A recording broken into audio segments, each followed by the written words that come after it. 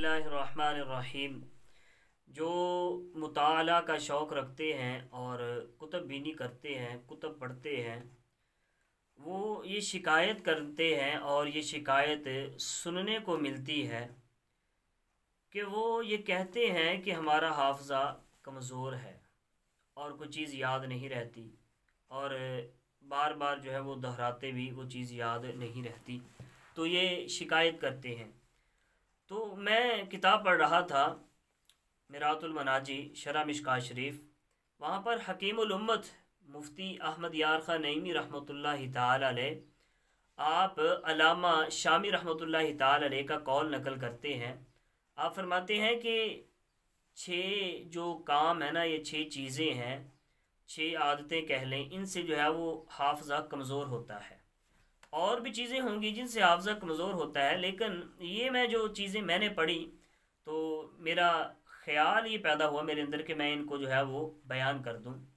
उनके अंदर पहली जो चीज़ आपने बयान फरमाई वो ये बयान फरमाई कि चूहे का जूठा खाना, इससे हाफ़ज़ा बंदे का कमज़ोर होता है।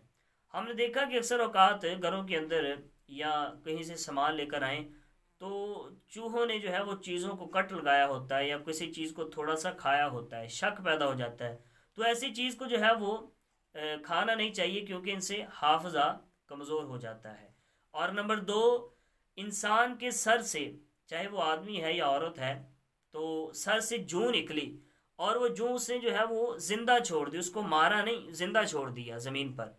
ज़िंदा छोड़ देने से भी हाफ़ज़ा कमज़ोर हो जाता है, इसलिए जब जूं निकले उसको मार देना चाहिए।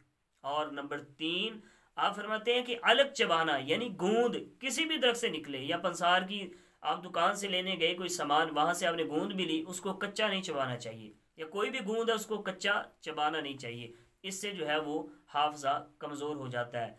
नंबर 4, जो मुफ्ती अहमद यार खां नईमी रहमतुल्लाहि ताला अलैह ने बात को नकल फरमाया, वो आप लिखते हैं कि नंबर 4, खट्टे सेब का इस्तेमाल करना, इससे हाफ़ज़ा कमज़ोर हो जाता है। और नंबर 5, सेब के छिलके खाने से भी हाफ़ज़ा कमज़ोर हो जाता है। और नंबर 6, जो आपने ज़िक्र फरमाया वो ये कि आपने फरमाया कि ये आदत कि जिस तरह बच्चों की आदत होती है कि वो ठहरे हुए पानी के अंदर पेशाब कर देते हैं, या बड़ा कोई इंसान है, बड़ा आदमी है, तो वॉशरूम गया, वहाँ पानी ठहरा था, उसने जो है वहाँ पर पेशाब कर दिया, तो कोई भी जो है वो पानी ठहरा उसके अंदर पेशाब करने से भी हाफ़ज़ा कमज़ोर हो जाता है। ये 6 चीज़ें हैं जो मुफ्ती अहमद यार खां नईमी रहमतुल्लाहि ताला अलैह हकीमुल उम्मत आपने जो है वो ज़िक्र फरमाई। और फिर ज़िक्र फरमाने के बाद आपने एक शानदार वजीफ़ा भी नकल फरमाया, और फरमाते हैं कि जो शख्स हर नमाज के बाद, मुसलमान मोमिन तो इसको आसानी से कर लेगा, हर नमाज के बाद दाहिना हाथ मुबारक अपने सर पर रख कर या कवियु या कवियु या कवियु 21 बार पढ़े तो अल्लाह ताला उसका हाफ़ज़ा मजबूत कर देगा। और ये हर नमाज के बाद का वजीफ़ा है।